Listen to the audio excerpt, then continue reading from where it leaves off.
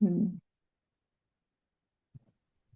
ಎಲ್ಲ ಧ್ಯಾನ ಬಂಧುಗಳಿಗೆ, ಆತ್ಮ ಬಂಧುಗಳಿಗೆ ಅನಂತ ಕೋಟಿ ಕೋಟಿ ಪ್ರಣಾಮಗಳು.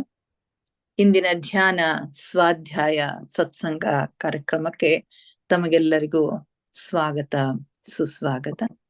ಮೊಟ್ಟ ಮೊದಲಿಗೆ ನಮ್ಮೆಲ್ಲರ ಧ್ಯಾನ ಗುರುಗಳಾಗಿರ್ತಕ್ಕಂಥ ಪರಮ ಪೂಜ್ಯರಾಗಿರ್ತಕ್ಕಂಥ ಬ್ರಹ್ಮರ್ಷಿ ಪಿತಾಮಹ ಡಾಕ್ಟರ್ ಸುಭಾಷ್ ಪತ್ರಿಜಿಯವರ ಚರಣ ಕಮಲಗಳಿಗೆ ವಂದಿಸುತ್ತ, ಗುರುಮಾತಾ ಸ್ವರ್ಣಮಾಲಾ ಅಮ್ಮನವರ ಪಾದಕಮಲಗಳಿಗೆ ನಮಿಸುತ್ತ, ನಮ್ಮೆಲ್ಲರ ಚೈತನ್ಯ ಶಕ್ತಿಯಾಗಿರ್ತಕ್ಕಂಥ ಮಹಾವತಾರಿ ಬಾಬಾ ಅವರನ್ನ ಹೃನ್ಮಂದಿರದಲ್ಲಿ ಸ್ಮರಿಸುತ್ತ, ನನ್ನ ಧ್ಯಾನ ಗುರುಗಳಾಗಿರ್ತಕ್ಕಂಥ ತಟ್ವಾಲಿ ಬಾಬಾ, ಬರ್ಫಾನಿ ಬಾಬಾ, ಮಹದಾನಂದ ಗುರುಜಿಯವರನ್ನ ಅವರಿಗೆ ಅನಂತ ಕೋಟಿ ಕೋಟಿ ಪ್ರಣಾಮಗಳನ್ನ ಸಲ್ಲಿಸುತ್ತ, ನನ್ನ ಮಾರ್ಗದರ್ಶಕ ಗುರುಗಳಾಗಿರ್ತಕ್ಕಂಥ ಡಾಕ್ಟರ್ ಜೀವಂದರ್ ಕೇತಪ್ಪ ಸರ್ ಅವರಿಗೆ, ಅಯ್ಯಪ್ಪ ಪಿಂಡಿ ಸರ್ ಅವರಿಗೆ ನಮಸ್ಕರಿಸುತ್ತ, ಸೀತಾ ಮಾತೆ, ಯಶೋಧರ ಮಾತೆ, ವಸುಂಧರ ಮಾತೆಗೆ ನಮಸ್ಕರಿಸುತ್ತ, ಎಲ್ಲ ಆಸ್ಟ್ರಲ್ ಮಾಸ್ಟರ್ಸ್ಗಳಿಗೆ, ಪಿರಾಮಿಡ್ ಮಾಸ್ಟರ್ಸ್ಗಳಿಗೆ ನಮಸ್ಕರಿಸುತ್ತ, ಅವರೆಲ್ಲರ ಚೈತನ್ಯ ಶಕ್ತಿಯೊಂದಿಗೆ ನಮ್ಮ ಚೈತನ್ಯ ಶಕ್ತಿಯನ್ನ ಅನುಸಂಧಾನಗೊಳಿಸುತ್ತಾ ಇಂದಿನ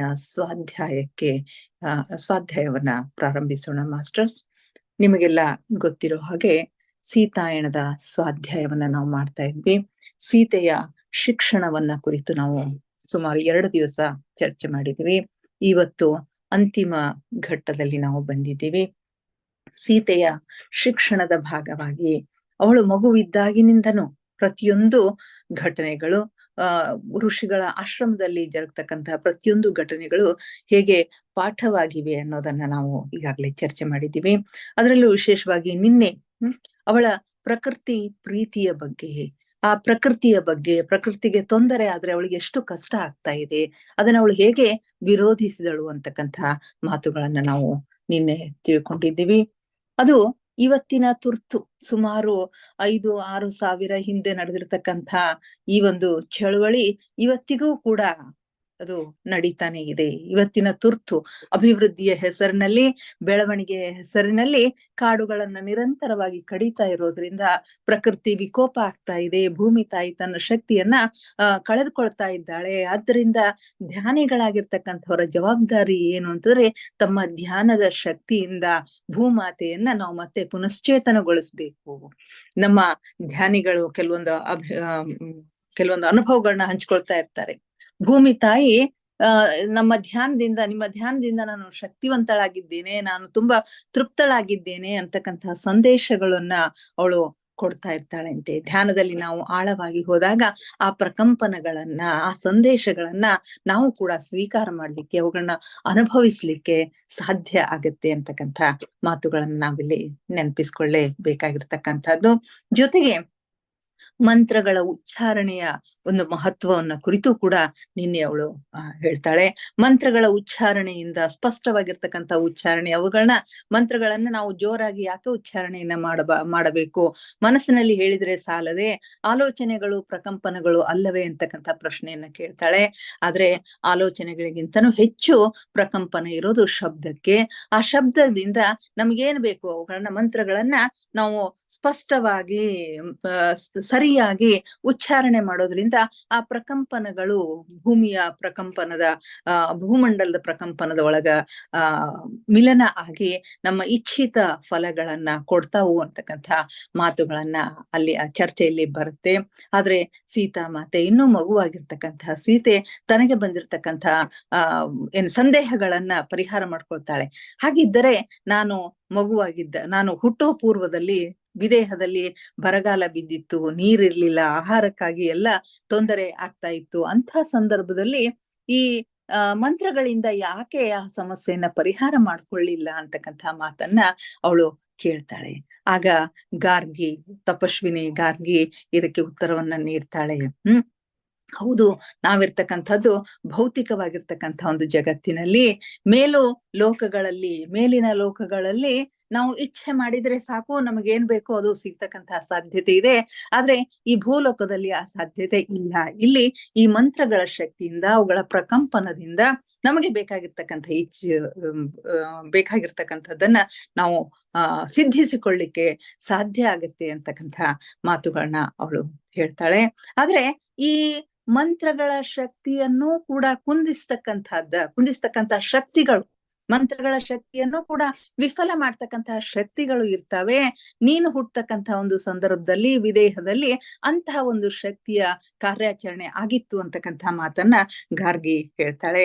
ಅದು ಯಾವುದು ಅಂತಕ್ಕಂಥ ಚರ್ಚೆಯು ಕೂಡ ನಿನ್ನೆ ಆಗಿದೆ. ರಾವಣನ ಒಂದು ಶಕ್ತಿ ಅಂತಕ್ಕಂಥ ಮಾತುಗಳಲ್ಲಿ ಬರ್ತವೆ.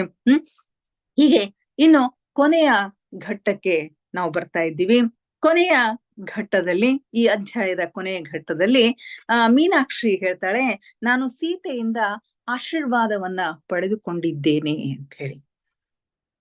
ಒಂದು ದಿನ ಮೀನಾಕ್ಷಿ ಸೀತಾಮಾತೆ, ಪ್ರಕೃತಿ ಮಾತೆ, ಅವಳು ಮೊಲಗಳ ಜೊತೆಗೆ ಅತ್ಯಂತ ಮಗುವಿನ ಒಂದು ರೀತಿಯಲ್ಲಿ ಅವುಗಳ ಜೊತೆಗೆ ಆಟ ಆಡ್ತಾ ಇರ್ತಾಳೆ. ಅದನ್ನ ನೋಡಿ ಮೀನಾಕ್ಷಿಗೆ ತುಂಬಾ ಸಂತೋಷ ಆಗುತ್ತೆ. ಈ ಸೀತೆ ಈಗ ಎಷ್ಟು ಸುಂದರವಾಗಿ ಕಾಣ್ತಾ ಇದ್ದಾಳೆ. ಇದುವರೆಗೆ ಸ್ಪಷ್ಟವಾಗಿರ್ತಕ್ಕಂಥ ಹೊಳೆಯುವ ಮೈಬಣ್ಣವನ್ನು ಹೊಂದಿರತಕ್ಕಂಥ, ಜೀವಂತಿಕೆಯಿಂದ ಹೊಳೆಯುವ ಕಣ್ಣುಗಳಿಂದ ಕೂಡಿದ ಮುದ್ದಾದ ಮಗುವಾಗಿರ್ತಕ್ಕಂಥ ಒಂದು ಸೀತೆ ಈಗ ದೊಡ್ಡವಳಾಗ್ತಾ ಇದ್ದಾಳೆ. ಈಗ ಅವಳ ರೂಪದಲ್ಲಿ ಬಹಳಷ್ಟು ಗಮನಾರ್ಹವಾಗಿರ್ತಕ್ಕಂಥ ಒಂದು ಬದಲಾವಣೆ ಆಗ್ತಾ ಇದೆ. ಅವಳು ತುಂಬಾ ಸುಂದರ ಆಗ್ತಾ ಇದ್ದಾಳೆ ಅಂತ ಹೇಳಿ ಅನಿಸ್ತಾ ಇರುತ್ತೆ. ಹೀಗೆ ಅವಳ ಸೌಂದರ್ಯವನ್ನ ಕಣ್ಣು ತುಂಬಿಸ್ಕೊಳ್ತಾ ಮೀನಾಕ್ಷಿ ಕುಳಿತಿರ್ತಾಳೆ. ಆಗ ಅಕಸ್ಮಾತ್ ಆಗಿ ಮೀನಾಕ್ಷಿಯ ಪಕ್ಕಕ್ಕೆ ಬಂದು ಸೀತಾಮಾತೆ ಏನ್ ಹೇಳ್ತಾಳೆ ಅಂತಂದ್ರೆ, ಮೀನಾಕ್ಷಿ, ನಿನ್ನ ತಂದೆ ನಿನ್ನನ್ನು ಪ್ರೀತಿಸುತ್ತಿರಲಿಲ್ಲವೆಂದು ಭಾವಿಸುವುದು ಬೇಡ, ಹಾಗೆ ಭಾವಿಸಬೇಡ. ನಿನ್ನ ತಂದೆ ನಿನ್ನನ್ನ ಪ್ರೀತಿಸ್ತಿರ್ಲಿಲ್ಲ ಅಂತ ಹೇಳಿ ನೀನು ಭಾವಿಸಿಕೊಳ್ಳಬೇಡ. ಅದನ್ನು ಕೇವಲ ಶಬ್ದಗಳಿಂದ ಮಾತ್ರವಲ್ಲದೆ ಕ್ರಿಯೆಯಿಂದಲೂ ಅಭಿವ್ಯಕ್ತಗೊಳಿಸುವುದು ಸಾಧ್ಯವಿದೆ. ನಿಮ್ಮ ತಂದೆ ಬಾಯಿ ಮಾತಿನಿಂದ ಏನು ಹೇಳ್ತಾ ಇರ್ಲಿಲ್ಲ, ಆದ್ರೆ ಅದನ್ನ ಅಭಿವ್ಯಕ್ತ ಪಡಿಸ್ತಾ ಇದ್ರು, ಭಾವನೆಗಳಿಂದ ಅಭಿವ್ಯಕ್ತ ಪಡಿಸ್ತಾ ಇದ್ರು, ಅದನ್ನ ನೀನು ಗಮನಿಸ್ಲಿಲ್ಲ ಅಂತ ಹೇಳ್ತಾ. ಅನಿರೀಕ್ಷಿತವಾಗಿ ಬಂದಿರತಕ್ಕಂಥ ಈ ಮಾತುಗಳನ್ನ ಕೇಳಿದಾಗ ಮೀನಾಕ್ಷಿಗೆ ಹೇಗೆ ಪ್ರತಿಕ್ರಿಯೆ ಮಾಡಬೇಕು ಅನ್ನೋದು ಗೊತ್ತಾಗೋದಿಲ್ಲ. ಆಗ ಮತ್ತೊಂದು ಮಾತು ಹೇಳ್ತಾಳೆ, ನಿನಗೆ ನೆನಪಿದೆಯೇ ಮೀನಾಕ್ಷಿ, ನಿನ್ನ ತಂದೆ ನೀನು ನಿದ್ರಿಸುವಾಗ, ನಿದ್ರೆ ಬರುವವರೆಗೆ ನಿನ್ನನ್ನು ಗಮನಿಸುತ್ತಾ ರಾತ್ರಿ ನಿನ್ನ ಹಾಸಿಗೆ ಪಕ್ಕದಲ್ಲಿಯೇ ಕುಳಿತುಕೊಳ್ಳುತ್ತಿರೋದು ನಿನಗೆ ನೆನಪಿದೆಯೇ? ಅದು ಪ್ರೀತಿಯ ಸಂಕೇತವಲ್ಲವೇ? ನಿನ್ನ ತಂದೆ ನಿನ್ನನ್ನು ಎಷ್ಟು ಪ್ರೀತಿಸ್ತಾ ಇದ್ರು ಅಂತಕ್ಕಂಥದ್ದು ಅಲ್ಲಿ ನಿನಗೆ ಗೊತ್ತಾಗೋದಿಲ್ವೇ ಅಂತ ಹೇಳಿ ಎಲ್ಲಾ ಸೂಕ್ಷ್ಮಗಳನ್ನ ಅವಳು ಹೇಳ್ತಾ ಹೋಗ್ತಾಳೆ. ಆಗ ಮೀನಾಕ್ಷಿಗೆ ಆಶ್ಚರ್ಯ, ಯಾಕಂದ್ರೆ ಈ ಎಲ್ಲ ಘಟನೆಗಳು ಸೀತಾಮಾತೆ ಹುಟ್ಟುವ ಪೂರ್ವದಲ್ಲಿ ನಡೆದಿರ್ತಕ್ಕಂತಹ ಘಟನೆಗಳು, ಇವೆಲ್ಲ ಇವಳಿಗೆ ಹೇಗೆ ಗೊತ್ತಾಯ್ತು ಅಂತ ಹೇಳಿ ಅವಳಿಗೆ ಆಶ್ಚರ್ಯ ಆಗತ್ತೆ. ಆದರೆ ಮೀನಾಕ್ಷಿಗೆ ಈ ಅವಳ ಮಾತನ್ನ ಕೇಳಿದಾಗ ಅವಳು ದೀರ್ಘಕಾಲದಿಂದ ಅದುಮಿಟ್ಟಿಕೊಂಡಿರ್ತಕ್ಕಂಥ ನೆನಪುಗಳೆಲ್ಲ, ಸ್ಮೃತಿಗಳೆಲ್ಲ ಒಂದೊಂದಾಗಿ ಅವಳ ಎದುರು ಬರ್ಲಿಕ್ಕೆ ಶುರು ಮಾಡ್ತಾವು. ಅವಳು ತನ್ನನ್ನ ತಾನು ಸ್ಥಿಮಿತಕ್ಕೆ ತೆಗೆದುಕೊಳ್ಳಿಕ್ಕೆ ತರ್ಲಿಕ್ಕೆ ಪ್ರಯತ್ನ ಮಾಡ್ತಾಳೆ, ಕಣ್ಣೀರನ್ನ ತಡೀಲಿಕ್ಕೆ ಪ್ರಯತ್ನ ಮಾಡ್ತಾಳೆ. ಅವಾಗ ಆಕೆಗೆ ಹೇಗ್ ಅನ್ಸುತ್ತೆ ಅಂತಂದ್ರೆ, ಸೀತಾಮಾತೆ ಚಿಕ್ಕವಳಾದ್ರೂ ಕೂಡ ಅವಳು ತಾಯಿ, ತಾನು ಮಗುವೇನೋ ಅನ್ನೋ ಹಾಗೆ ತಾಯಿಯ ಮಡಿಲಲ್ಲಿ ತನ್ನ ಎಲ್ಲ ಸಮಸ್ಯೆಗಳನ್ನ ಪರಿಹಾರ ಮಾಡ್ಕೊಳ್ತಾ ಇದ್ದೀನೇನೋ ಅನ್ನೋ ಹಾಗೆ ಅವಳಿಗೆ ಅನಿಸ್ತಾ ಇರುತ್ತೆ. ಅವಾಗ ಮೀನಾಕ್ಷಿ ಹೇಳ್ತಾಳೆ, ಅವನು ನನ್ನನ್ನು ಪ್ರೀತಿಸುತ್ತೇನೆಂದು ಎಂದೂ ಹೇಳಲಿಲ್ಲ ಅಂತ ಹೇಳಿ ಮತ್ತೆ ಹೇಳ್ತಾಳೆ. ನನ್ನ ತಂದೆ ನಾನ್ ನಿನ್ನನ್ನು ಪ್ರೀತಿಸ್ತೀನಿ ಅಂತ ಹೇಳಿ ಯಾವಾಗ್ಲೂ ನನ್ನ ಮುಂದೆ ಹೇಳಿಲ್ಲ ಅಂತ ಹೇಳಿ ಹೇಳ್ತಾ ಅವಾಗ ಸೀತೆ ಹೇಳ್ತಾಳೆ, ಹಾಗೆ ಅಂದುಕೊಳ್ಳಬೇಡ ಮೀನಾಕ್ಷಿ, ತಂದೆ ತಾಯಿಗಳು ಅದನ್ನ ವ್ಯಕ್ತಪಡಿಸ್ಬೇಕು ಅಂತಕ್ಕಂಥ ನಿರೀಕ್ಷೆಯನ್ನ ಇಟ್ಕೋಬೇಡ. ಕೆಲವರು ವ್ಯಕ್ತಪಡಿಸೋದಿಲ್ಲ, ಆದ್ರೂ ಕೂಡ ಅವ್ರಿಗೆ ಮಕ್ಕಳ ಮೇಲೆ ತುಂಬಾ ಪ್ರೀತಿ ಇರುತ್ತೆ. ಹೇಗೆ ವಸುಂಧರಾ ಮಾತೆ ನಮಗೆ ಅವಳ ಪ್ರೀತಿಯ ಕುರಿತು ಹೇಳುವುದಿಲ್ಲ. ಭೂಮಿ ತಾಯಿ ಏನೆಲ್ಲವನ್ನ ಕೊಡ್ತಕ್ಕಂಥವಳು ಅವಳ ಪ್ರೀತಿಯ ಬಗ್ಗೆ ಹೇಳುವುದಿಲ್ಲ. ಆದ್ರೂ ಅವಳು ನಮ್ಮೆಲ್ಲರನ್ನ, ಈ ಜಗತ್ತಿನಲ್ಲಿರ್ತಕ್ಕಂಥ ಪ್ರತಿಯೊಂದು ಜೀವಿ, ಸಸ್ಯ, ಕಲ್ಲು ಮುಂತಾದವುಗಳನ್ನು ಕೂಡ ಪ್ರೀತಿಸ್ತಾಳ. ಅವೆಲ್ಲವೂ ಅವಳ ಭಾಗವಾಗಿರುವುದರಿಂದ, ಅವೆಲ್ಲವುಗಳು ಆ ಭೂಮಾತೆಯ ಭಾಗವಾಗಿರೋದ್ರಿಂದ ಅವಳು ನಮ್ಮೆಲ್ಲರನ್ನ ಪ್ರೀತಿಸ್ತಾ ಇರ್ತಾಳೆ. ಹಾಗೇನೆ ತಂದೆ ತಾಯಿಗಳ ಪ್ರೀತಿಯೂ ಕೂಡ ಆಗಿರುತ್ತೆ. ನಾನು ಹುಟ್ಟುವ ಮೊದಲು ಪಿತಾಜಿ ಮತ್ತು ಸುನೈನಾ ಮಾತೆ ಅವರು ನನ್ನ ಜನ್ಮವಾಗಲಿ ಎಂದು ನನ್ನನ್ನು ಆಹ್ವಾನಿಸಿದರು ಅಂತ ಹೇಳ್ತಾಳೆ. ಜನಕ ಬಾಬಾ ಮತ್ತು ಸುನೈನಾ ಮಾತೆಯರು ಸೀತೆಗಾಗಿ ಭೂಮಿ ತಾಯಿಯಲ್ಲಿ ಆಹ್ವಾನ ಮಾಡ್ತಾರೆ. ಅವಾಗ ಭೂಮಿ ತಾಯಿ ಪ್ರತ್ಯಕ್ಷಳಾಗಿ ಸೀತೆಗೆ ಏನ್ ಹೇಳ್ತಾಳೆ ಅಂತಂದ್ರೆ, ನಿನ್ನನ್ನು ಅವರು ಕರೆಯುತ್ತಿದ್ದಾರೆ, ನಾನು ನಿನ್ನನ್ನು ಪ್ರೀತಿಸಿದಂತೆಯೇ ಅವರು ನಿನ್ನನ್ನು ಪ್ರೀತಿಸ್ತಾರೆ ಅಂತ ಹೇಳಿದ್ಲು. ಹೀಗಾಗಿನೇ ನಾನು ಇಲ್ಲಿಗೆ ಬಂದಿದ್ದೇನೆ. ನನ್ನ ಮೇಲಿನ ಅವಳ ಪ್ರೀತಿಯ ಬಗ್ಗೆ ನನಗೆ ಗೊತ್ತು. ಇಲ್ಲಿ ನನಗೆ ಮಾರ್ಗದರ್ಶನ ಮಾಡುತ್ತಿರುವುದಕ್ಕೆ ನಾನು ಅವಳಿಗೆ ಎಂದೆಂದಿಗೂ ಚಿರಋಣಿಯಾಗಿದ್ದೇನೆ ಅಂತಕ್ಕಂಥ ಮಾತುಗಳನ್ನ ಸೀತಾಮಾತೆ ಹೇಳ್ತಾಳೆ. ಈ ಮಾತನ್ನ ಹೇಳಿದಾಗ ಅವಳ ಧ್ವನಿ ಅತ್ಯಂತ ಮೃದುವಾಗಿ ಕೋಮಲವಾಗಿ ಇರುತ್ತೆ. ಆಮೇಲೆ ಅವಳು ಮೀನಾಕ್ಷಿಯ ಕಡೆಗೆ ತಿರುಗಿ, ಮೀನಾಕ್ಷಿ, ನಾನು ನಿನ್ನನ್ನ ಪ್ರೀತಿಸುತ್ತೇನೆ ಅಂತ ಹೇಳ್ತಾಳೆ. ಅವಳ ಪ್ರೀತಿಯ ಅಭಿವ್ಯಕ್ತಿಯಿಂದ ಮೀನಾಕ್ಷಿಯ ಅಂತಃಕರಣ ಕಲಕತ್ತೆ. ಈ ಮೊದಲು ಅವಳ ಇಂಥ ಒಂದು ಅನುಭವವನ್ನ, ಇಂಥ ಒಂದು ಶಬ್ದಗಳನ್ನ ಯಾರಿಂದಲೂ ಕೇಳಿರೋದಿಲ್ಲ. ಇಂಥ ಒಂದು ಅನುಭೂತಿಯನ್ನ, ಪ್ರೀತಿಯ ಒಂದು ಅನುಭೂತಿಯನ್ನ ಅನುಭವಿಸಿರೋದಿಲ್ಲ. ಮೊಟ್ಟ ಮೊದಲ ಬಾರಿಗೆ ಈ ಪ್ರೀತಿಯ ಅನುಭೂತಿಯನ್ನ ಮೀನಾಕ್ಷಿ ಸೀತಾಮಾತೆಯಿಂದ ಅನುಭವಿಸ್ತಾಳೆ. ಇವಳ ಮುಖ್ಯ ಉದ್ದೇಶ ಏನು ಅಂತಂದ್ರೆ, ಆ ಮೀನಾಕ್ಷಿಯಲ್ಲಿರ್ತಕ್ಕಂಥ ಒಂದು ನೋವು, ತಂದೆಯ ಬಗ್ಗೆ ತಂದೆ ಪ್ರೀತಿಸುವುದಿಲ್ಲ ಅಂತಕ್ಕಂಥ ಒಂದು ನೋವನ್ನ ಬೇರು ಸಹಿತವಾಗಿ ಕಿತ್ತು ಹಾಕ್ತಕ್ಕಂಥ ಒಂದು ಪ್ರಯತ್ನವನ್ನ ಇಲ್ಲಿ ಸೀತಾಮಾತೆ ಮಾಡ್ತಾಳೆ. ಆ ದಿನ ಸೀತಾಮಾತೆ ನನ್ನೊಳಗೆ ಏನೋ ಒಂದನ್ನು ಆಳವಾಗಿ ಕಲುಕಿದಂತೆ ಆಯಿತು. ಅವಳು ಕೋಣೆಗೆ ಹೋಗ್ತಾಳೆ. ಹೋಗಿ ಪುನಃ ನನ್ನನ್ನು ನಾನು ಮಗುವಾಗಿಸಿಕೊಂಡೆ ಅಂತ ಹೇಳ್ತಾಳೆ. ಮಗುವಾಗಿಸಿಕೊಂಡು ನಾನೆಂದು ಪ್ರಶಂಸೆ ಮಾಡದೆ ಇರ್ತಕ್ಕಂಥ ನನ್ನ ತಂದೆಯನ್ನು ಕಳೆದುಕೊಂಡಿದ್ದಕ್ಕಾಗಿ ನಾನು ತುಂಬಾ ರೋಧಿಸಿದೆ ಅಂತ ಹೇಳ್ತಾಳೆ. ನಾನೆಂದು ನನ್ನ ತಂದೆಯನ್ನ ಪ್ರಶಂಸೆ ಮಾಡಿರ್ಲಿಲ್ಲ. ಅವನನ್ನ ಕಳೆದುಕೊಂಡಿದ್ದಕ್ಕಾಗಿ ನಾನು ತುಂಬಾ ಅತ್ತು ಬಿಟ್ಟೆ, ರೋಧಿಸಿದೆ. ನನ್ನ ಕಣ್ಣೀರು ಸೀತಾಮಾತೆಗೆ ಮತ್ತು ಅವಳ ಪ್ರೀತಿಗೆ ಸೂಚಿಸುವ ಕೃತಜ್ಞತೆಯಾಗಿತ್ತು. ಸೀತಾಮಾತೆ ನನಗೆ ಕೊಟ್ಟಿರ್ತಕ್ಕಂಥ ಅತ್ಯಂತ ಪ್ರೀತಿ, ನಾನು ನಿನ್ನನ್ನು ಪ್ರೀತಿಸುವೆ ಮೀನಾಕ್ಷಿ, ನಾನು ನಿನ್ನನ್ನ ತುಂಬಾ ಪ್ರೀತಿಸ್ತೀನಿ ಅಂತ ಹೇಳ್ತಕ್ಕಂಥ ಮಾತೇನದಲ್ಲ, ಆ ಮಾತಿಗೆ ಮತ್ತು ನನ್ನ ತಂದೆಗೆ ಕೊಟ್ಟಿರ್ತಕ್ಕಂಥ ಒಂದು ಕೃತಜ್ಞತೆಯಾಗಿದೆ. ಮತ್ತು ನಾನು ಮೊಟ್ಟ ಮೊದಲ ಬಾರಿಗೆ ನನ್ನ ತಂದೆಯೊಂದಿಗೆ ಅವರ ಪ್ರೀತಿಯನ್ನು ಅನುಭವಿಸಿದೆ ಅಂತ ಹೇಳ್ತಾರೆ.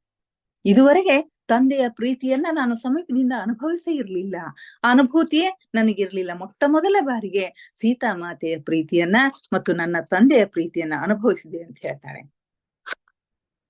ಇನ್ನು ಮುಂದೆ ಅದೇ ದಿವಸ ಅವಳು ಅದಿತಿಯನ್ನ ಭೇಟಿಯಾಗ್ಲಿಕ್ಕೆ ಹೋಗ್ತಾಳೆ. ಅದಿತಿ ತುಂಬಾ ಆತ್ಮೀಯವಾಗಿರ್ತಕ್ಕಂಥ ಒಬ್ಬಳಾಗಿರ್ತಾಳೆ. ಮೀನಾಕ್ಷಿಗಿಂತಲೂ ಆಗಿರ್ತಕ್ಕಂಥವಳಾಗಿರ್ತಾಳೆ. ಮೀನಾಕ್ಷಿಗೆ ಆಗಾಗ ತಾಯಿಯ ಪ್ರೀತಿಯನ್ನ ಕೊಡ್ತಕ್ಕಂಥ ಒಂದು ಅದಿತಿ ಬಹಳಷ್ಟು ಅನಾರೋಗ್ಯದಿಂದ ಬಳಲ್ತಾ ಇರ್ತಾಳೆ. ಅವಳು ಇನ್ನೇನು ಅವಳ ಕೊನೆಯ ದಿನಗಳಲ್ಲಿ ಇರ್ತಾಳೆ ಅಂತಕ್ಕಂಥ ಮಾತನ್ನ ಹೇಳ್ತಾಳೆ. ಅವಳನ್ನ ಭೇಟಿ ಆಗ್ಲಿಕ್ಕೆ ಹೋಗ್ತಾಳೆ. ಅವಳ ಹತ್ತಿರ ಹೋಗಿ ಇಲ್ಲಿ ಏನು ಸಂಭವಿಸ್ತು, ಸೀತಾಮಾತೆಗೂ ತನ್ನ ನಡುವೆ ಏನು ಸಂಭವಿಸ್ತು, ಸೀತಾಮಾತೆಗೆ ಏನ್ ಹೇಳಿದ್ಲು ಅಂತಕ್ಕಂಥ ಎಲ್ಲ ವಿಷಯಗಳನ್ನ ಅವಳ ಮುಂದೆ ಹೇಳ್ತಾಳೆ. ಅವಳು ತುಂಬಾ ನಿಶಕ್ತಳಾಗಿರ್ತಾಳೆ. ಆದ್ರೂ ಕೂಡ ಸ್ವಲ್ಪ ಸುಧಾರಿಸಿಕೊಂಡು ಮೀನಾಕ್ಷಿ ಬಂದಾಳ ಅಂತ ಹೇಳಿ ಸಂತೋಷದಿಂದ ಅವಳು ಕೂಡ ಮೀನಾಕ್ಷಿಗೆ ಹೇಳ್ತಾಳೆ, ಮೀನಾಕ್ಷಿ, ನಿನ್ನ ತಂದೆ ನಿನ್ನನ್ನು ಪ್ರೀತಿಸುತ್ತಿದ್ದುದು ನಿಜ. ನೀನೇ ಅವರಿಗೆ ಸರ್ವಸ್ವವಾಗಿದ್ದೆ. ಅದನ್ನ ನಾನು ಕೂಡ ಕಂಡ್ಕೊಂಡಿದ್ದೇನೆ. ನಿಮ್ಮ ತಂದೆ ಎಷ್ಟು ಒಳ್ಳೆಯ ವ್ಯಕ್ತಿ, ನಮಗೆಲ್ಲರಿಗೂ ಪ್ರೀತಿಯನ್ನ ಹಂಚ್ತಿದ್ರು. ಅಂಥದ್ರಲ್ಲಿ ನಿನಗೆ ಅವರು ಪ್ರೀತಿಸ್ತಿಲ್ಲ ಅಂತಕ್ಕಂಥ ಭಾವನೆಯನ್ನು ಇಟ್ಕೊಳ್ಳೋದು ತಪ್ಪು. ಅದರಿಂದ ಅವ್ರು ನಿನ್ನನ್ನು ಪ್ರೀತಿಸುತ್ತಿರುವುದು ನಿಜ. ನೀನೇ ಅವರಿಗೆ ಸರ್ವಸ್ವವಾಗಿದ್ದೆ. ಅವ್ರು ಏನು ಮಾಡಿದ್ರು ಕೂಡ ಅದು ನಿನ್ನನ್ನ ರಕ್ಷಿಸುವುದಕ್ಕಾಗಿ, ನಿನ್ನನ್ನು ಸಂರಕ್ಷಿಸುವ ವಿಧಾನವಾಗಿತ್ತು. ಹೀಗೆ ಅದಿತಿ ಮತ್ತು ಮೀನಾಕ್ಷಿಯ ನಡುವೆ ಆತ್ಮೀಯವಾಗಿರ್ತಕ್ಕಂಥ ಮಾತುಕತೆಗಳು ಆಗ್ತವೆ. ಅವರಿಬ್ಬರಲ್ಲಿ ತುಂಬಾ ಆತ್ಮೀಯತೆ ಇರುತ್ತೆ. ಆದ್ರೆ ಇತ್ತೀಚೆಗೆ ಅದಿತಿ ತುಂಬಾ ಅನಾರೋಗ್ಯಕ್ಕೆ ಒಳಗಾಗಿರೋದ್ರಿಂದ ಮೀನಾಕ್ಷಿಗೆ ತುಂಬಾ ಕಷ್ಟ ಆಗ್ತಾ ಇರುತ್ತೆ. ಅದಿತಿ, ಈ ಎಲ್ಲ ವರ್ಷಗಳಲ್ಲಿ ನೀನು ನನಗೆ ಬಹಳಷ್ಟು ಬೇಕಾದವಳಾಗಿದ್ದೆ ಅಂತ ಹೇಳ್ತಾಳೆ. ಇನ್ನು ಇದರಿಂದ ನೀ ಹೊರ ಬರ್ತೀಯೋ ಇಲ್ಲೋ ಅಂತಕ್ಕಂಥ ಒಂದು ಅಸಮಾಧಾನ, ಒಂದು ನೋವು ಮೀನಾಕ್ಷಿಯಲ್ಲಿ ಇರುತ್ತೆ. ಅವಳ ಕಣ್ಣುಗಳು ತುಂಬಿ ಬರ್ತಾವು. ಅವಳ ಕಣ್ಣೀರನ್ನ ನೋಡಿ ಅದಿತಿ ಏನ್ ಹೇಳ್ತಾಳೆ ಅಂತಂದ್ರೆ, ಮೀನಾಕ್ಷಿ, ನನಗಾಗಿ ನೀನು ಅಳಬೇಡ, ನಿನಗೆ ಹೊಸ ಅಧ್ಯಾಯ ಆರಂಭವಾಗಿದೆ. ನನ್ನ ಕಾಲ ಮುಗೀತು, ನನಗಾಗಿ ನೀನು ಅಳಬೇಡ, ನಿನಗೆ ಹೊಸ ಅಧ್ಯಾಯ ಆರಂಭವಾಗಿದೆ, ನಾನು ನನ್ನ ಪ್ರಯಾಣವನ್ನು ಮುಂದುವರಿಸಬೇಕು, ಇದು ನಮ್ಮ ಕೊನೆಯ ಸಂಭಾಷಣೆಯಾಗಲಿದೆ ಅಂತಕ್ಕಂಥ ಮಾತುಗಳನ್ನ ಅವಳು ಹೇಳ್ತಾಳೆ. ಅವಳ ಕಣ್ಣು ಸನ್ನೆಯಿಂದ ನೀನಿನ್ನ ಹೊರಡು, ನನಗೂ ಕೂಡ ಹೊರಡುವ ಸಮಯವಾಗಿದೆ ಅಂತ ಹೇಳಿ ಸೂಚಿಸ್ತಾಳೆ. ಆವಾಗ ಮೀನಾಕ್ಷಿ ಅವಳಿಗೆ ಆಂತರಿಕವಾಗಿ ಕೊನೆಯ ನಮನಗಳನ್ನ ಕೊನೆಯ ನಮನಗಳನ್ನ ಸಲ್ಲಿಸುತ್ತಾ, ನಾನು ಅವಳ ಕೈಯನ್ನು, ನನ್ನ ಗತಕಾಲದ ಒಂದು ಭಾಗವನ್ನು ಬಿಟ್ಟು ಬಂದೆ ಅಂತ ಹೇಳಿ ಹೇಳ್ತಾಳೆ. ಅದಿತಿಗೆ ಮೀನಾಕ್ಷಿಯು ಕೊನೆಯ ನಮನಗಳನ್ನ ಸಲ್ಲಿಸುತ್ತಾ ಅವಳ ಕೈಯನ್ನ ಬಿಟ್ಟು ಗತಕಾಲದ ಒಂದು ಭಾಗ, ನಾನು ದುರ್ದೈವಿ, ನಾನು ಯಾರಿಂದಲೂ ಪ್ರೀತಿಸಲ್ಪಡದೇ ಇರ್ತಕ್ಕಂಥ ಮಗು ಅಂತಕ್ಕಂಥ ಒಂದು ಭಾವನೆ ಏನಿತ್ತಲ್ಲ ಅದನ್ನ ಬಿಟ್ಟು ಬಂದೆ ಅಂತ ಹೇಳಿ ಹೇಳ್ತಾಳೆ. ಆ ದಿನದಿಂದ ಮೀನಾಕ್ಷಿ ತಾನೊಬ್ಬಳೇ ಪ್ರೀತಿಸಲ್ಪಡದ ಮಗುವಾಗಿದ್ದೆ ಎನ್ನುವ ನೋವಿನಿಂದ ಗುಣಮುಖಳಾಗ್ತಾಳೆ. ಈ ಎಲ್ಲ ವಿಷಯಗಳ ಹಿಂದಿರ್ತಕ್ಕಂಥ ಉದ್ದೇಶ ಏನು ಅಂತಂದ್ರೆ, ಮೀನಾಕ್ಷಿಯಲ್ಲಿ ಆಳವಾಗಿ ಬೇರೂರಿರ್ತಕ್ಕಂಥ ಒಂದು ದುಃಖ ಏನದ, ತಂದೆ ನನ್ನನ್ನು ಪ್ರೀತಿಸುವುದಿಲ್ಲ ಅಂತಕ್ಕಂಥ ದುಃಖ ಏನದಲ್ಲ, ಅದನ್ನ ಹೊರ ಹಾಕುವ ಉದ್ದೇಶನೇ ಇರುತ್ತೆ. ಹೀಗಾಗಿ ಅದಿತಿಯಿಂದ ಬಂದ ನಂತರ ಅವಳು ನಾನೊಬ್ಬ ಪ್ರೀತಿಸಲ್ಪಡದೆ ಇರ್ತಕ್ಕಂಥ ಮಗು ಆಗಿದ್ದೆ ಅಂತಕ್ಕಂಥ ಒಂದು ನೋವಿನಿಂದ ಅವಳು ಗುಣಮುಖಳಾಗ್ತಾಳೆ. ಈ ಪ್ರಕರಣದ ಕೆಲವು ವರ್ಷಗಳ ನಂತರ ಆಂತರಿಕ ನೋವಿನಿಂದ ಗುಣಮುಖಳಾದ ಸೇವಕಿ ನಾನೊಬ್ಬಳೇ ಅಲ್ಲ. ಅರಮನೆಯಲ್ಲಿ ಬಹಳಷ್ಟು ಜನ ನಮ್ಮ ರಾಜ್ಯದಲ್ಲಿ ನಮ್ಮೆಲ್ಲರ ಅಚ್ಚುಮೆಚ್ಚಿನ ಮಾತೆಯಿಂದ ಒಂದಲ್ಲ ಒಂದು ರೀತಿಯಿಂದ ಗುಣಮುಖರಾಗಿರುವುದನ್ನು ಅನುಭವಿಸಿದ್ದಾರೆ ಅಂತ ಹೇಳ್ತಾಳೆ. ನಾನೊಬ್ಬಳೇ ಅಲ್ಲ, ಇಂತಹ ಒಂದು ಆಶೀರ್ವಾದವನ್ನ, ಸೀತೆಯಿಂದ ಆಶೀರ್ವಾದವನ್ನ ಪಡೆದವಳು, ನನ್ನ ದುಃಖವನ್ನ, ನೋವನ್ನ ಪರಿಹಾರ ಮಾಡಿಕೊಂಡವಳು, ನನ್ನ ಆ ಜನ್ಮದ ಕೆಲವೊಂದು ಸಮಸ್ಯೆಗಳನ್ನ ಪರಿಹಾರ ಮಾಡಿಕೊಂಡವಳು ನಾನೊಬ್ಬಳೇ ಅಲ್ಲ. ಈ ರಾಜ್ಯದಲ್ಲಿ ಪ್ರತಿಯೊಬ್ಬರು ಒಂದಿಲ್ಲ ಒಂದು ರೀತಿಯಿಂದ ಸೀತಾಮಾತೆಯಿಂದ ಆಶೀರ್ವಾದ ಪಡೆದವರಾಗಿರ್ತಾರೆ, ಸೀತಾಮಾತೆಯಿಂದ ಗುಣಮುಖರಾಗಿರ್ದವರು ಆಗಿರ್ತಾರೆ ಅಂತಕ್ಕಂಥ ಮಾತುಗಳನ್ನ ಇಲ್ಲಿ ಹೇಳ್ತಾಳೆ. ಇಲ್ಲಿಗೆ ಈ 3ನೆಯ ಅಧ್ಯಾಯ ಸೀತೆಯ ಶಿಕ್ಷಣ ಮುಗಿಯುತ್ತೆ. ಈಗ ಇಲ್ಲಿಗೆ ಇಂದಿನ ಸ್ವಾಧ್ಯಾಯವನ್ನ ಮುಗಿಸೋಣ ಮಾಸ್ಟರ್ಸ್. ಎಲ್ಲರೂ ಧ್ಯಾನಕ್ಕೆ ಸಿದ್ಧರಾಗಿ ಯಾವುದಾದರೂ ಸ್ಥಿರ ಸುಖಾಸನದಲ್ಲಿ ಕುಳಿತುಕೊಳ್ಳಿ. ಕೈ ಬೆರಳುಗಳನ್ನ ಒಂದರೊಳಗೊಂದು ಸೇರಿಸಿಕೊಳ್ಳಿ. ಕಣ್ಣುಗಳನ್ನ ನಿಧಾನವಾಗಿ ಮುಚ್ಚಿಕೊಳ್ಳಿ. ಮುಖದ ಮೇಲೆ ಮಂದಹಾಸವಿರಲಿ.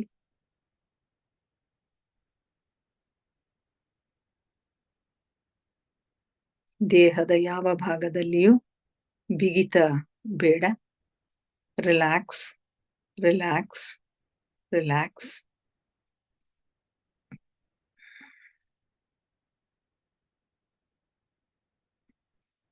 ಮೊಟ್ಟ ಮೊದಲಿಗೆ ನಮ್ಮೆಲ್ಲರ ಧ್ಯಾನ ಗುರುಗಳಾದ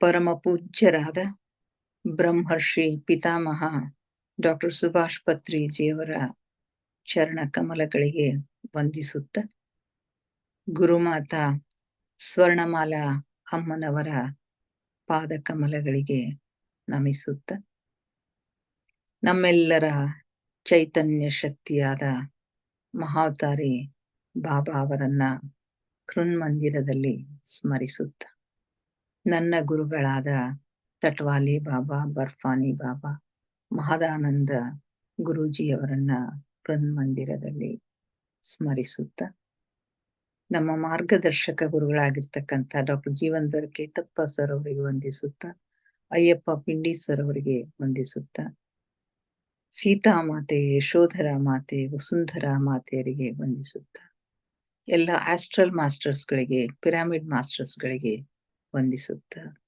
ಬ್ರಹ್ಮರ್ಷಿಗಳು, ಬ್ರಹ್ಮರ್ಷಿ ಪತ್ನಿಯರಿಗೆ ವಂದಿಸುತ್ತ, ಸಪ್ತರ್ಷಿಗಳು, ಸಪ್ತರ್ಷಿ ಪತ್ನಿಯರಿಗೆ ವಂದಿಸುತ್ತ, ಅವರೆಲ್ಲರ ಚೈತನ್ಯ ಶಕ್ತಿಯೊಂದಿಗೆ ನಮ್ಮ ಚೈತನ್ಯ ಶಕ್ತಿಯನ್ನ ಅನುಸಂಧಾನಗೊಳಿಸುತ್ತ, ಅವರೆಲ್ಲರನ್ನು ನಮ್ಮ ಈ ಧ್ಯಾನಕ್ಕೆ ಆತ್ಮಪೂರ್ವಕವಾಗಿ ಆಹ್ವಾನಿಸುತ್ತ, ಅವರೆಲ್ಲರೂ ನಮ್ಮೊಂದಿಗೆ ಜ್ಯೋತಿ ಸ್ವರೂಪದಲ್ಲಿ ಬಂದು ನಮ್ಮೊಂದಿಗೆ ಧ್ಯಾನಕ್ಕೆ ಕುಳಿತಿದ್ದಾರೆ ಎಂದು ಭಾವಿಸಿಕೊಳ್ಳುತ್ತಾ ಇಂದಿನ ಧ್ಯಾನವನ್ನ ಆರಂಭಿಸೋಣ ಮಾಸ್ಟರ್ಸ್. ಕೇವಲ ಸಹಜ ಶ್ವಾಸದ ಮೇಲೆ ಗಮನವಿರಲಿ.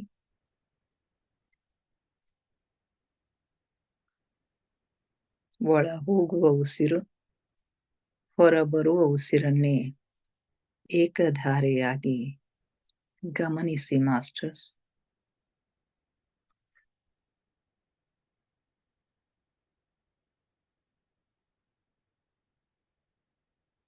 ಉಸಿರನ್ನ ಒಳಗೆ ತೆಗೆದುಕೊಂಡಾಗ ತಂಪು ಅನುಭವ, ಹೊರಗೆ ಬಿಟ್ಟಾಗ ಬಿಸಿ ಅನುಭವ ಆಗುತ್ತೆ ಮಾಸ್ಟರ್ಸ್. ಗಮನಿಸಿ.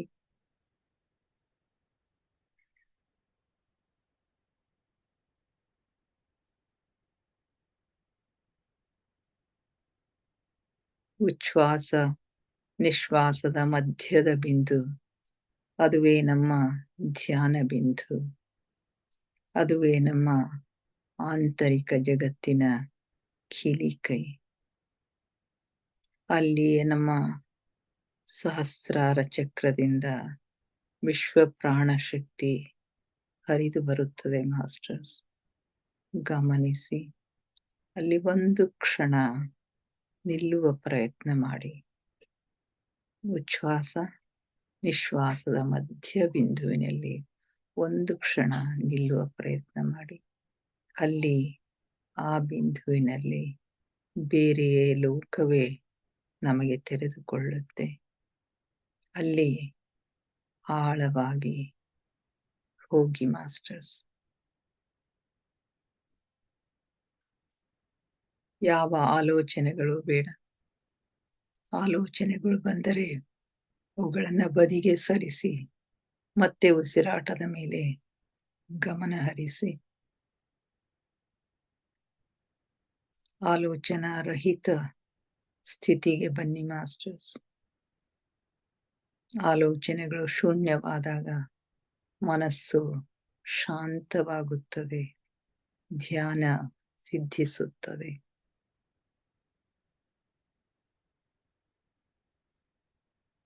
ಆಲಿಸಿ ಆಲಿಸಿ.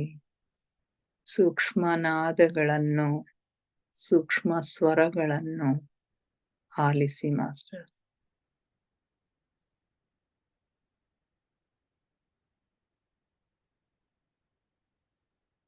ನಿಮ್ಮ ಹೃದಯದ ಬಡಿತವನ್ನು ಆಲಿಸಿ, ನಿಮ್ಮ ರಕ್ತ ಪರಿಚಲನೆಯನ್ನು ಆಲಿಸಿ, ಉಸಿರಾಟದ ಏರಿಳಿತವನ್ನು ಆಲಿಸಿ. ದಿನದ 24 ಗಂಟೆ ನಿರಂತರವಾಗಿ ಸಂಗೀತ ಸೇವೆಗೈಯುವ ಜೀರುಂಡೆಯ ನಾದಗಳನ್ನು ಆಲಿಸಿ, ಘಂಟಾನಾದವನ್ನು ಆಲಿಸಿ, ಓಂಕಾರ ನಾದವನ್ನು ಆಲಿಸಿ. ನೀವೆಷ್ಟು ಸೂಕ್ಷ್ಮಗಳನ್ನು ಆಲಿಸಲು ಸಮರ್ಥರಾಗುತ್ತೀರೋ ಅಷ್ಟು ಒಳ ಜಗತ್ತು ನಿಮಗೆ ತೆರೆದುಕೊಳ್ಳುತ್ತೆ. ಅಲ್ಲಿನ ಸೂಕ್ಷ್ಮಗಳು ನಿಮಗೆ ಅರ್ಥವಾಗುತ್ತವೆ ಮಾಸ್ಟರ್ಸ್.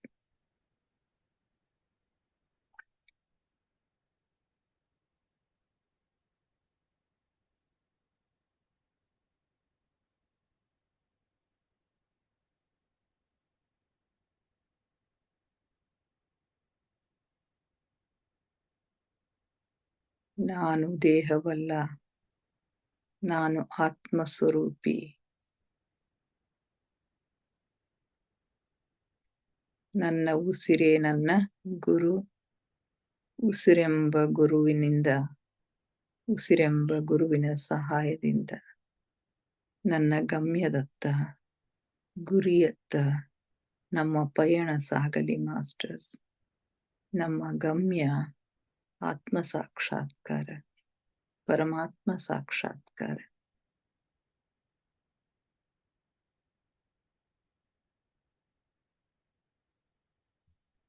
ಧ್ಯಾನ ಆಳವಾದ ಹಾಗೆ ನಮ್ಮ ಉಸಿರು ನಿಧಾನವಾಗುತ್ತೆ.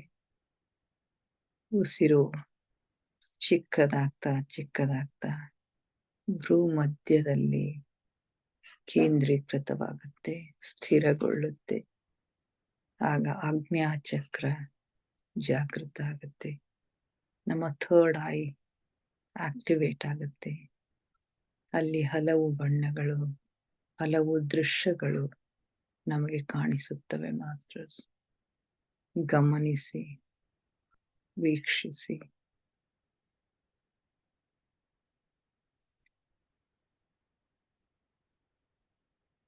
ಆಳವಾದ ಧ್ಯಾನದ ಆಲ್ಗಡಲಿನಲ್ಲಿ ನಿಮ್ಮನ್ನು ನೀವು ತೇಲಿಸಿ ಮಾಸ್ಟರ್ಸ್. ತೇಲಿ ಹೋಗಿ ಆನಂದದಲ್ಲಿ ತೇಲಾಡಿ, ಬ್ರಹ್ಮಾನಂದದಲ್ಲಿ ತೇಲಾಡಿ.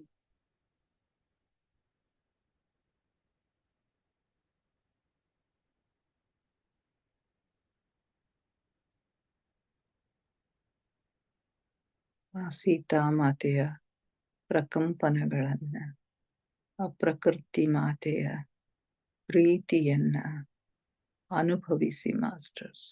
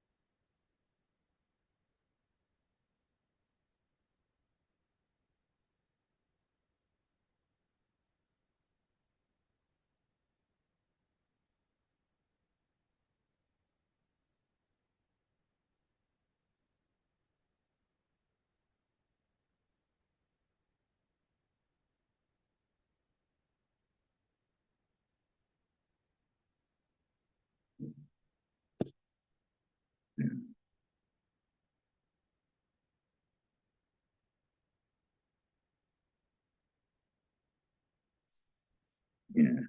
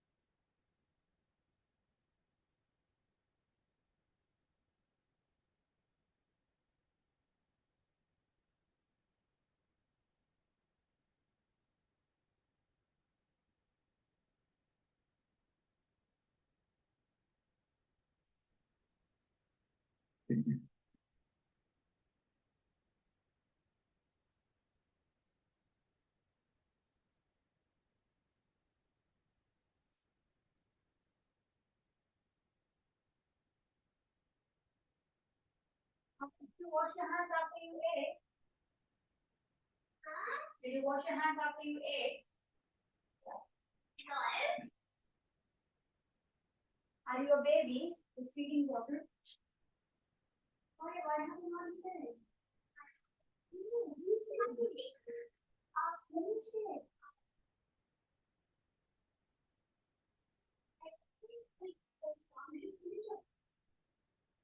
should wash your hands and let you finish it.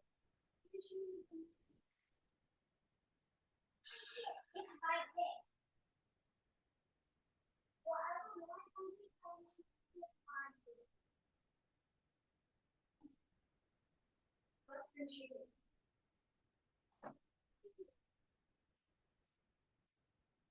You can't and then first third hands again. Why is your you do that? The movement is it. I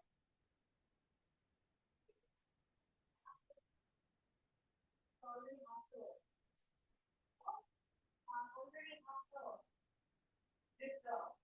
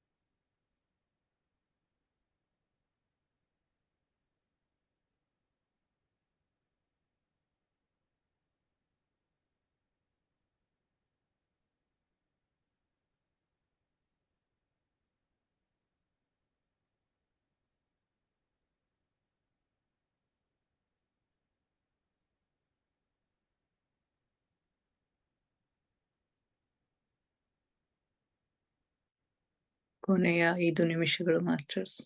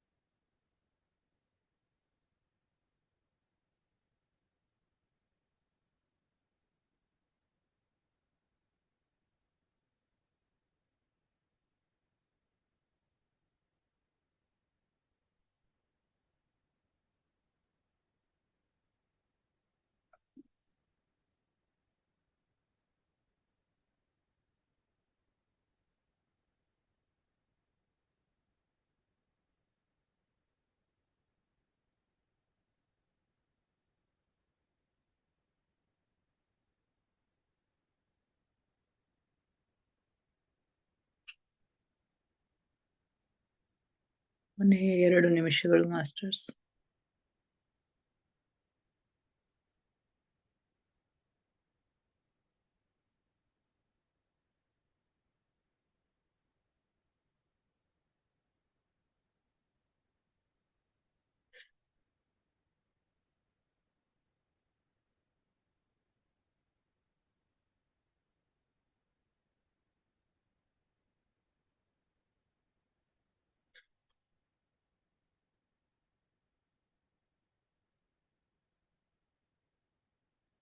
ಕೊನೆಯ 1 ನಿಮಿಷ.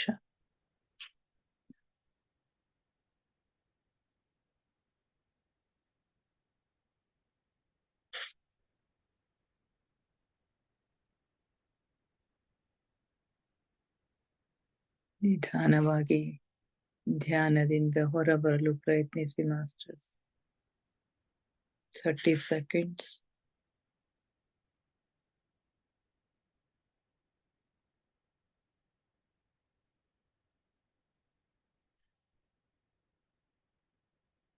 Ten seconds.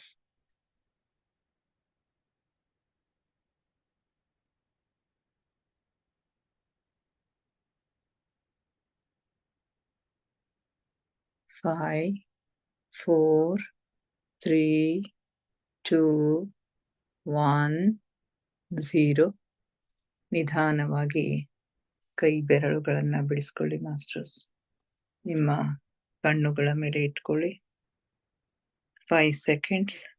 5, 4, 3, 2, 1, 0. ನಿಧಾನವಾಗಿ ಕಣ್ಣಿನ ಮೇಲಿನ ಕೈಗಳನ್ನು ತೆಗೆಯಿರಿ masters. ಕಣ್ಣುಗಳನ್ನು ನಿಧಾನವಾಗಿ ತೆರೆಯಿರಿ. Thank you, thank you, thank you very much. ನಮ್ಮ ಧ್ಯಾನಕ್ಕೆ ಶಕ್ತಿಯನ್ನ ನೀಡಿ ನಮ್ಮೊಂದಿಗೆ ಕುಳಿತು ಧ್ಯಾನ ಮಾಡಿದ ಎಲ್ಲ ಮಾಸ್ಟರ್ಸ್ಗಳಿಗೆ ಅನಂತ ಕೋಟಿ ಕೋಟಿ ಧನ್ಯವಾದಗಳನ್ನು ಅರ್ಪಿಸುತ್ತಾ, ನನ್ನೊಂದಿಗೆ ಧ್ಯಾನ ಮಾಡಿದ ನಿಮಗೆಲ್ಲರಿಗೂ ಮತ್ತೊಮ್ಮೆ ಧನ್ಯವಾದಗಳನ್ನು ಅರ್ಪಿಸುತ್ತಾ thank you thank you thank you everybody.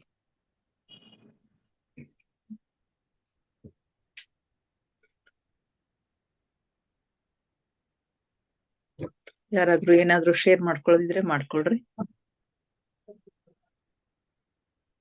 Vanaja ಅವ್ರೆ ಹಾ ಧ್ಯಾನ ಚೆನ್ನಾಗಾಯ್ತು ಮೇಡಮ್. ಚೆನ್ನಾಗೈತ್ರಿ. ಆಯ್ತು. ಹಾ ಆದ್ರೆ ಒಂದೇ ಸಮಯ ಹಿಂಗ್ ಚಕ್ಕಬೆಲ್ಲ ಹಾಕಿ ಕುತ್ಕೊಳಕ್ ಆಗ್ಲಿಲ್ಲ ಇವತ್ತು, ಯಾಕೋ ಸ್ವಲ್ಪ ನೋವ್ತಾ ಇತ್ತು ಕಾಲ ಅಷ್ಟೇ. ಇನ್ ಬಾಕಿ ಅಂತ ಚೆನ್ನಾಗಾಯ್ತು. ಹಾ ಹಾ ಕೆಲವೊಂದ್ಸಾರಿ ಆಗ್ತದ್ರಿ ಮೇಡಮ್, ಏನಾರ ಬಾಡಿ ಒಳಗ ಹ್ಮ್ ಏನಾರ ಸ್ವಲ್ಪ ಇದ್ದು ಅಂತಂದ್ರ ಆಗ್ತದ ಅಷ್ಟೇ. ಹೌದು. ಕೆಳಗಡೆನೆ ಕೂಡ್ತೀರೇನ್ ನೀವು? ಇಲ್ಲ ಚೇರ್ ಮೇಲೆ. ಚೇರ್ ಮೇಲೆ ಕಾಲ್ ಕ್ರಾಸ್ ಮಾಡ್ಕೊಂಡ್ ಕೂತ್ ಬಿಡ್ರಿ ಅಷ್ಟೇ. ಅಷ್ಟೇ. ಮತ್ತೆ ಮೇಡಮ್ ಚೆನ್ನಾಗಾಯ್ತು ಮೇಡಮ್ ಧ್ಯಾನ. Okay okay. ನಿಮ್ ಹತ್ರ ಕೂತ್ಕೊಂಡ್ರೇನೆ ಮಾಡೋದು, ನಾವ್ ಒಬ್ರೇ ಮಾಡಿ ಅಂದ್ರೆ ಮಾಡೋದೇ ಇಲ್ಲ. ತುಂಬಾ ಚೆನ್ನಾಗಾಗುತ್ತೆ ಅಂತ. Okay okay madam. ನೀವು ಸ್ಟಾರ್ಟಿಂಗ್ ಹೇಳೋದು ಅದೊಂಥರ ಹೀಗೆ ಜೋಗುಲಾಡ್ದಂಗ ಆಗ್ಬಿಟ್ಟು ಹಂಗೆ ಡೀಪ್ ಹೊಟ್ಟೋಗ್ತೀವಿ. ನಿಮಗ್ ಬಹುಶಃ ಕನೆಕ್ಷನ್ ಸಿಕ್ಕಿಲ್ಲ ಸ್ಟೋರಿದು. ಕ್ಲಾಸಸ್ ಅಟೆಂಡ್ ಮಾಡಿಲ್ಲಲ್ಲ ನೀವು? ಹೌದು. ಚೆನ್ನಾಗಿರುತ್ತೆ ಆ ವಿಡಿಯೋಸ್ ಯೂಟ್ಯೂಬ್ ನೋಡ್ತೀನಿ ಮೇಡಮ್, ನೋಡ್ರಿ ಸ್ವಲ್ಪ ಟೈಮ್ ಸಿಕ್ಕ. Okay okay okay. Ganga hello. Hello ರಿಕಾ. ಹಾ ಗಂಗಾ. ಇವತ್ತು ಕಾಂಚನ ನನ್ನ ಫ್ರೆಂಡ್ ಜಾಯಿನ್ ಆಗ್ಯಾರ, ಅವ್ರಿಗೆ ವೆಲ್ಕಮ್ ಮಾಡೋಣ ಫಸ್ಟ್. ಹೌದಲ್ಲ ಕಾಂಚನ ಅವರೇ? Kanchana Hechkar, welcome to our group. Kanchana ನಮಸ್ಕಾರಮ್ಮ. ನಮಸ್ಕಾರ. Kanchana welcome. Welcome to the group Kanchana. ಅವ್ರು ಮಾತಾಡ್ತಾ ಇಲ್ಲ, ಇದು ಮಾಡ್ಕೊಡ್ಲಿಕ್ಕೆ. ಮಾತಾಡ್ರಿ. ಅದು ಇದು ಕೆಳಗಡೆ ಒಂದ್ ರೆಡ್ ಇದ ನೋಡ್ರಿ, ಅದು ಕ್ರಾಸ್ ಆಗ್ಯದಲ್ಲ, ಅದ್ರ ಮೇಲೆ ಟಚ್ ಮಾಡ್ರಿ ಅಂದ್ರೆ ನಿಮ್ ಧ್ವನಿ ಆಡಿಯೋ ವಿಡಿಯೋ ಅದ ನೋಡಿ Kanchu. Okay madam. Okay okay. ಇಷ್ಟು ತನಕ ಮಾತಾಡಿ ಕೇಳಿಸಿಲ್ಲ ಹಂಗಾದ್ರೆ. ಕೇಳಿಸಿಲ್ಲ. Okay, welcome to the Dhyana group Kanchu. All the best. Thank you very much. Thank you for recommending. First of all it was a great experience. ಮಾಡೋದೆಲ್ಲ ನೀವು ನಾನು ಮಾಡ್ತೀನಿ ಅಂತ ಕೇಳ್ಕೊಂಡು ಬಂದ್ರಲ್ಲ, ಅದು ಖುಷಿ ಆಯ್ತು. ನೀವ್ ಇನ್ನ ಚಿಕ್ಕವ್ರಲ್ಲ, ಅಷ್ಟೊಂದು ಆಗ್ತದೆ ಇಲ್ಲ ಅನ್ಕೊಂಡ್ ನಾ ಅವ್ರಿಗೇನು ಹೇಳಿರ್ಲಿಲ್ಲ. ಬಟ್ ನಾನು ಜಾಯಿನ್ ಆಗ್ತೀನಂತ ನೀವೇ ಹೇಳಿ ಬಂದ್ರಲ್ಲ, ಖುಷಿ ಆಯ್ತು ನನ್ಗೆ. ಹೌದು, ಬಟ್ ವರ್ತ್ ಅನ್ಸ್ತಾ ಇದೆ ಮೇಡಮ್. ನಾನು ಜಾಯಿನ್ ಆಗಿದ್ದು ವರ್ತ್ ಅನ್ಸ್ತಾ ಇದೆ ಮೇಡಮ್. ನಮ್ಮ KTV ಮೇಡಮ್, ವನಜಾ ಮೇಡಮ್ ಹೇಳಿದ ಹಾಗೆ ಫಸ್ಟ್ ಸ್ಟಾರ್ಟಿಂಗ್ ಸ್ಟೋರಿ ಹೇಳ್ಕೊಂಡಿರೋದು ತುಂಬಾ ಜೋಗಳ ಹಾಡ್ದಂಗೆ ಇತ್ತು. ಅಂದ್ರೆ ಲೈಕ್ ತುಂಬಾ ಹಿಪ್ನಾಟಿಸಮ್, ಲೈಕ್ ಕೇಳಿಸ್ಕೊಳ್ಳಿ, ಇಲ್ಲಿ ಕಾನ್ಸಂಟ್ರೇಷನ್ ಬರಕ್ಕೆ ಅದೊಂದು ತುಂಬಾ ಹೆಲ್ಪ್ ಆಗುತ್ತೆ. ಅಂಡ್ ನಿಮ್ ವಾಯ್ಸ್ ಅಂತ ತುಂಬಾ ಚೆನ್ನಾಗಿದೆ ಮೇಡಮ್. ಸಾಮಾನ್ಯವಾಗಿ ಎಲ್ಲ ಬೇರೆ ವಯಸ್ಸಿಗೆಲ್ಲ ಇಷ್ಟೊಂದು ಕಾನ್ಸಂಟ್ರೇಷನ್ ಬರ್ತಿರ್ಲಿಲ್ಲ. ನಿಮ್ದು ತುಂಬಾ ಸಾಫ್ಟ್, ಅದು ಹೇಳಿದ್ರಲ್ಲ ಸೀತಾ ಮಾತೆ, ಇದು ಮೃದುವಾಗಿತ್ತು ವಾಯ್ಸ್ ಅಂತ ಒಂದು ಪಾಯಿಂಟ್ ಅಲ್ಲಿ. ನಮಗ್ ನಿಮ್ಮ ವಾಯ್ಸ್ ಹತ್ರ ಅನ್ಸ್ತಾ ಇತ್ತು. ನಿಜವಾಗ್ಲೂ ಖುಷಿ ಅನ್ಸ್ತಾ ಇದೆ. ನಾನು ತುಂಬಾ ಕಂಟಿನ್ಯೂ ಮಾಡಕ್ಕೆ ಇಷ್ಟಪಡ್ತೀನಿ ಮೇಡಮ್. ಗ್ರೂಪ್ ತುಂಬಾ ಸಂತೋಷಮ್ಮ. ಕೇಳ್ರಿ. Thank you very much. ಇದು ಸುಮಾರು 4-5 ದಿವಸ ಆಯ್ತು ಇದು ಸೀತಾಯಣ ಶುರುವಾಗಿ ಪುಸ್ತಕ. ಇದೊಂದು ಅದ್ಭುತದಮ್ಮ. ಸ್ವಲ್ಪ ಮೊದ್ಲಿನ ವಿಡಿಯೋಸ್ ಗಳನ್ನ ನೀವು ನೋಡ್ರಿ ಜರ. ಹಾ ಮೇಡಮ್, ಕರೆಕ್ಟ್. ನಾನು ಚೆಕ್ ಮಾಡ್ಕೊತೀನಿ. ಮೇಡಮ್ ಅಂತ ಕೇಳ್ಕೊತೀನಿ. ಬರುತ್ತೆ ನಾನು ಲಿಂಕ್ ಇದ್ರೆ. Okay madam. ನಿಮ್ ನಂಬರ್ನು ಸ್ವಲ್ಪ ಕಳಿಸ್ರಿ, ಗ್ರೂಪ್ ಒಳಗೆ ಆಡ್ ಮಾಡ್ತೀನಿ. Okay madam. Thank you very much madam. Okay, thank you. ಏನ್ ಮಾಡ್ಕೊಂಡಿದ್ದೀರಿ ನೀವು? ನಾವೆಲ್ಲ ಒಂದೇ ಗವರ್ಮೆಂಟ್ ಸ್ಕೂಲ್ ಅಲ್ಲಿ ಟೀಚರ್ಸ್. ಹೌದಾ? ನಾವು ಎಲ್ಲ ಅವರು ಅಂಜಾ, ನಾವು ಎಲ್ಲ ಕಲೀಗ್ಸ್. Okay okay. ಕಾಂಚನ ನಮ್ ಗ್ರೂಪ್ ಅಲ್ಲ ಚಿಕ್ಕ ಹುಡುಗಿ. ಹೌದ್ರಿ? ಏನ್ ಸಬ್ಜೆಕ್ಟ್ ಮಾಡ್ತೀರಿ ಮೇಡಮ್? ಸೈನ್ಸ್ ಹ್ಯಾಂಡಲ್ ಮಾಡ್ತಿದ್ದೀನಿ ಗವರ್ಮೆಂಟ್ ಹೈಸ್ಕೂಲ್ಗೆ. 8th 9th 10th science subject ನಂದು. ಸೈನ್ಸ್ ಸಬ್ಜೆಕ್ಟಾ? ಓಕೆ. ಹೌದು. ಓಕೆ ಮಾ. Okay. Thank you. Work pressure ಎಲ್ಲ ಜಾಸ್ತಿ ಇರೋದ್ರಿಂದ ಸ್ವಲ್ಪ ರಿಲ್ಯಾಕ್ಸೇಷನ್ ಏನಾದ್ರೂ ಒಂದ್ ಸೊಲ್ಯೂಷನ್ ಬೇಕು ಅಂತ ಹುಡುಕ್ತಾ ಇದ್ದೆ. ಗಂಗಾ ಮೇಡಮ್ ರೆಕಮೆಂಡ್ ಮಾಡಿದ್ರು. ಅಂಡ್ ನಿಜವಾಗ್ಲೂ ವರ್ತ್ ಅನ್ಸ್ತಾ ಇದೆ ನನಗೆ. ಇದು ತುಂಬಾ ಚೆನ್ನಾಗಿದೆ. ಓಕೆ ಮೇಡಮ್, ನಾನು ಕಂಟಿನ್ಯೂ ಮಾಡ್ತೀನಿ ಇದನ್ನ. Okay. Welcome Kanchana, welcome. Thank you ಸರಿ. ನಾಳೆ ಸೋಮಾಳ ಆಗಮನ ಇದೆ, ಅದು ತುಂಬಾ ಚೆನ್ನಾಗಿದೆ. ಏನು ಸೋಮ ಅಂತ ಹೇಳಿ ಆಗಮನ ಇದೆ. ಹ್ಮ್.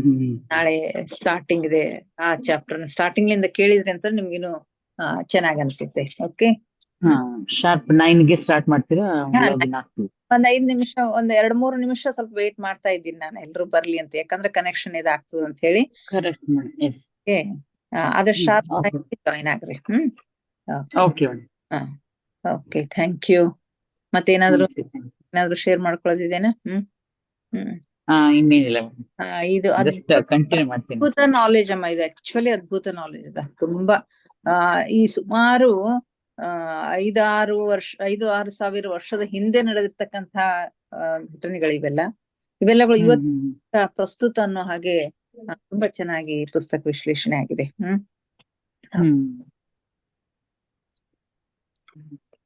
ಹಲೋ ರೇಖಾ. ಹೇಳಮ್ಮ. ಅದೇ ತುಂಬಾ ಎನರ್ಜಿ ಇತ್ತು. ಡೀಪ್ ಆಗಿ ಹೋಗಿದ್ದೆ. ಏನೋ ನನಗ ಒಂಥರ ಏನ್ ಹೇಳ್ಬೇಕು ಗೊತ್ತಾಗ್ಲಿಲ್ಲ. ಯಾರೋ ಬಂದ್ ಹಿಂಗ್ ಇದು ಮಾಡ್ದಂಗ, ಸುತ್ತೆಲ್ಲ ಋಷಿಗಳು ಓಡಾಡ್ದಂಗ ಏನೋ ಅನಿಸ್ತಾ ಇತ್ತು ಒಟ್ಟ. ಕಾವಿ ಬಟ್ಟೆ ಹಾಕೊಂಡು ಋಷಿ ಮುನಿಗಳು ಬಂದ್ರ ಅನ್ವಂಗ ನನಗ ಅನಿಸ್ತಾ ಇತ್ತು. Good experience. ಆಮೇಲೆ ಸ್ಕೂಲಲ್ಲಿ ಲಾಸ್ಟ್ ಪೀರಿಯಡ್ ಧ್ಯಾನಕ್ಕೂ ಅಂದ್ರೆ ಸುಸ್ತಾಗ್ಬಿಟ್ಟಿರ್ತದ. ಕಾಂಚನ ಅವ್ರು ಕ್ಲಾಸಿಗೆ ಹೋಗಿದ್ರು, ನಂಗೆ ಲಾಸ್ಟ್ ಪೀರಿಯಡ್ ಲೀಸರ್ ಇತ್ತು, ಕೂತಿದ್ದೆ. ಅವಾಗ ಕಣ್ಮುಚ್ಕೊಂಡ್ ಕೂತ್ ಬಿಡ್ತೀನಿ. ಅದು ಇದು ಇತ್ತಂದ್ರ ಧ್ಯಾನಕ್ ಕೂತೀನಿ. ಅವಾಗ ನನಗ ಅಂತ ಬಾಯಿ ತೆಗದೆ, ಬಾಯಾಗ ಏನೋ ಹನಿ ಹಾಕದಂಗ ಆಯ್ತು. ದೇಹದೊಳಗೆ ಅಲ್ಲಿ ಸ್ಕೂಲ್ನಾಗೇನೆ ವೆರಿ ಗುಡ್. ಒಂಥರ ಸ್ವೀಟ್ ಏನೋ ಒಂಥರ ಇದಾಯ್ತು ನನಗ. ಅಯ್ಯೋ, ಒಂಥರ ವಂಡ್ರ ಆಯ್ತು ನಂಗೆ. ಇದಾಯ್ತ ತಕ್ಷಣನೇ. ವೆರಿ ಗುಡ್ ಎಕ್ಸ್ಪೀರಿಯನ್ಸ್ ಅಮ್ಮ, ತುಂಬಾ ಚೆನ್ನಾಗಿ. ಸ್ಕೂಲ್ನಾಗೆ ಮತ್ತೆ ಅದೇನು ಜಸ್ಟ್ ಟಯರ್ಡ್ ಆಗಿ ನಿಮ್ಮ ಈಗ ಸ್ಕೂಲಿನ ಮಕ್ಕಳಿಗೆ ಒಂದ್ 10 ನಿಮಿಷ ಕೂಡ್ಸಿದ್ರಿ ಅಂತಂದ್ರೆ ದೊಡ್ಡ ಕಾಣಿಕೆ ಅದು. ಅದು ಮಾಡ್ತೀನಕ್ಕ. ಅವಕಾಶ ಸಿಕ್ಕಾಗೆಲ್ಲ ಬಿಡಂಗಿಲ್ಲ. ಪ್ರೇಯರ್ದಾಗ ನಮ್ PT ಮಾಸ್ಟರ್ ಮಾಡ್ತಿರ್ತಾರ, ಅದ್ ಮಧ್ಯದಲ್ಲಿ ನಾವ್ ಹೋಗಿ ಅವ್ರಿಗೆಲ್ಲಾ ಇದಕ್ ಮಾಡಿ.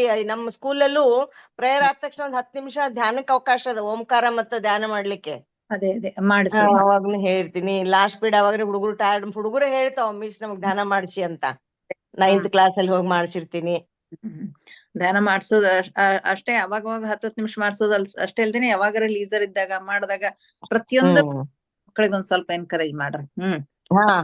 ಅದು ಬಹಳ ಎನರ್ಜಿ ಕೊಡ್ತದ ನಿಮಗ. ಆಗ್ತದಲ್ಲ ಅಲ್ಲಿ energy. Okay, very good experience. ತುಂಬಾ ಥ್ಯಾಂಕ್ ಯು. ಚೆನ್ನಾಗ್ ಅನಿಸ್ತಾ ಇದೆ. Okay ma'am. Okay okay, thank you. ಮತ್ತೆ ಆಗೋಣ ಇನ್ನಷ್ಟು ಧ್ಯಾನ, ಸ್ವಾಧ್ಯಾಯ, ಸತ್ಸಂಗದೊಂದಿಗೆ. ಎಲ್ಲರಿಗೂ ಮತ್ತೊಮ್ಮೆ ಅನಂತ ಕೋಟಿ ಕೋಟಿ ಧನ್ಯವಾದಗಳು.